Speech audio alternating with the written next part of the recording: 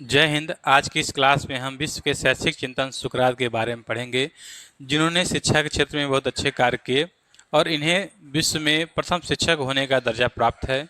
तो आइए हम इनके बारे में प्रारंभिक जीवन और इनकी शिक्षण विधियाँ क्या क्या थी, शिक्षाएँ क्या थी, विशेषताएँ, दोष क्या थे और शिक्षा से संबंधित क्या सुझाव हम दे सकते हैं, इनके बारे में हम लोग पढ़ते हैं। देखिए, यह वीडियो जो है उन छात्रों के लिए उपयोगी होगा जो छात्र BEd entrance exam, MEd entrance exam और शिक्षक भर्ती परीक्षा के लिए तैयारी कर रहे हैं। उनके लिए बहुत ही महत्वपूर्ण होने वाला है। आइए जानते हैं इनका प्रारंभिक जीवन। इनका जो जन्म हुआ था 469 ईसा पूर्व यूनान के ग्रीक नामक देश में हुआ था और ग्रीक देश के एक जो सबसे प्रसिद्ध शहर है एथेंस, वहाँ पे इनका जन्म हुआ। इनके जो पिता थे वह मूर्तिकार थे, माता दाई का कार्य करती थी। इनका जीवन बहुत ही गरीबी में बीता। इसी वजह से यह जो स्कूली शिक्षा है वह प्राप्त नहीं कर पाए। पर इसका मतलब ये नहीं कि यह पढ़े लिखे नहीं थे। इन्होंने खुद से पढ़ना लिखना सीखा, क्योंकि ये प्रखर बुद्धि के थे और प्रखर बुद्धि के अलावा इन्होंने शिक्षाओं में रुचि लिया और खुद से पढ़ना लिखना सीख गए। बाद में यह इन्होंने अपने पिता की तरह मूर्तिकार बने, पर अंतर्मुखी होने की वजह से इनका मन इसमें नहीं लगा। बाद में इनको सेना में जाने का मौका मिला, 3 बार सेना में गए। वहीं से बाहरी दुनिया से इनको संपर्क हुआ और वहीं से थोड़ा ज्ञान की ओर प्रवृत्त हुए। उसके बाद उन्होंने देखा यूनान में जो लोग हैं यह भौतिक सुख समृद्धि को ज़्यादा महत्व दे रहे हैं।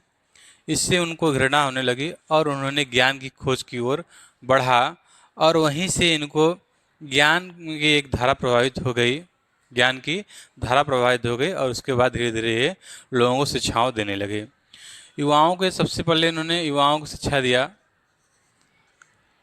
जब ये शिक्षा देते थे, यानी जब युवाओं में लोकप्रिय हो गए, तो सैकड़ों और हजारों में इनसे शिक्षा ग्रहण करने के लिए चौराहों पर या फिर सड़कों पर लोग एकत्रित होने लगे। बाद में रूढ़िवादियों को यह जो सुकरात जी थे रूढ़िवादियों को खनकने लगे, आँख में गड़ने लगे। तो इनको सुकरात को सोफिस्टों से जोड़ के मरवा दिए गए।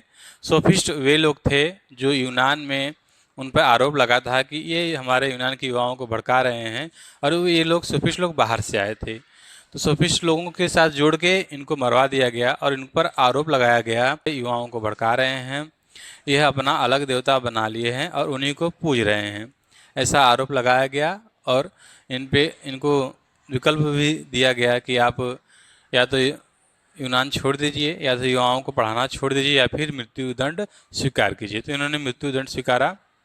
पहले क्या था कि विष को देकर ही मृत्युदंड दिया जाता था, तो जेल में ही ये विष को पिए।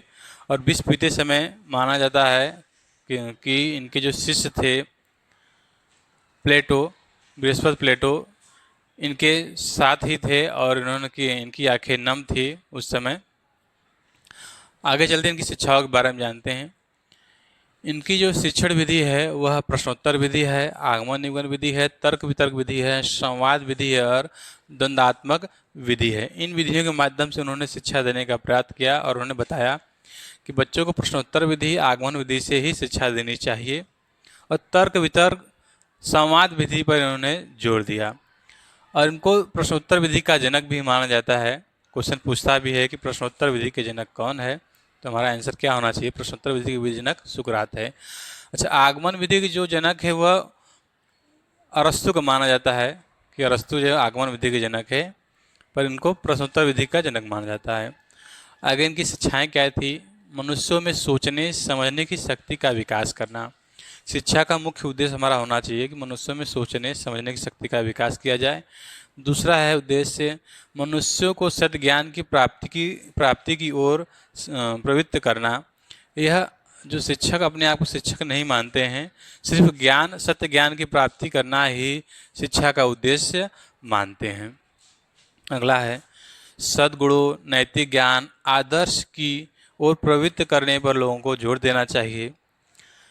अगला चौथा है बालक के अंदर छिपे गुणों को बाहर निकालना। शिक्षा का एक सबसे प्रमुख कार्य होता है कि जो बच्चे के अंदर जो प्रतिभा छिपी हुई है उसको बाहर निकाला जाए। अगला टॉपिक है हमारा क्या विशेषताएं थी इनकी शिक्षा की, इनकी जो शिक्षण विधि है उसकी क्या विशेषताएं हैं।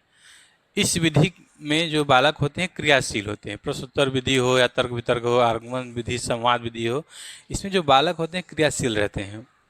अगला है पूर्व ज्ञान के महत्व। इस शिक्षण विधि में पूर्व ज्ञान का बहुत ही महत्व होता है। जब तक बालक को पूर्व ज्ञान नहीं होगा वह तर्क वितर्क या फिर प्रश्नों का जवाब नहीं दे पाएगा। पुनर्बलन का प्रयोग होना चाहिए। अगला है दोष। अच्छा, इस शिक्षण विधि के क्या दोष है? दोष में उच्च कक्षाओं के लिए है। यह जो प्रश्नोत्तर विधि है उच्च कक्षाओं के लिए ज़्यादा उपयोगी माना जाता है। प्रश्नोत्तर विधि से निरस्तता आती है। प्रश्नोत्तर विधि से निरस्तता आती है। अच्छा, कक्षा में जाते ही अगर बच्चों से प्रश्न पूछ लिया जाए तो प्रश्न पूछने से, बार बार प्रश्न पूछने से बालक भी सोचता है कि सर हमेशा प्रश्न ही पूछते हैं, तो प्रश्न पूछने से बच्चों में निरस्तता आती है। अगला है पाठ्य पुस्तक का संपूर्ण ज्ञान। इसमें तर्क वितर्क विधि में, प्रश्नोत्तर विधि में जब तक बालक को संपूर्ण ज्ञान नहीं होगा, प्रश्नों का उत्तर नहीं दे पाएगा। यानी कि पाठ्य पुस्तक का संपूर्ण ज्ञान होना इसमें बहुत ही आवश्यक है। अगला है प्रशिक्षित अध्यापक का अनिवार्य। इस शिक्षण विधि में प्रशिक्षित अध्यापक का होना अति आवश्यक है।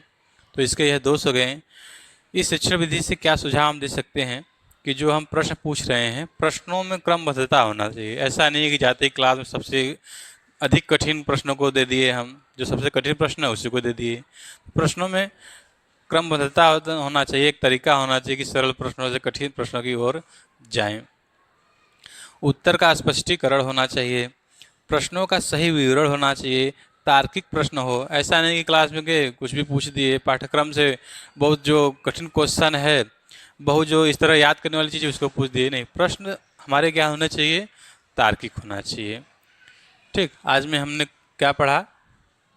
सुकरात के जीवनी के बारे में पढ़ा, शिक्षण विधि, शिक्षाएं, विशेषताएं और दोष और सुझाव के बारे में पढ़ा। इस टॉपिक से संबंधित हमने सारी चीज़ें कवर किए हैं। इसके अलावा हमें यहाँ पे कुछ भी पढ़ने की ज़रूरत नहीं है। आज के लिए इतना ही। धन्यवाद।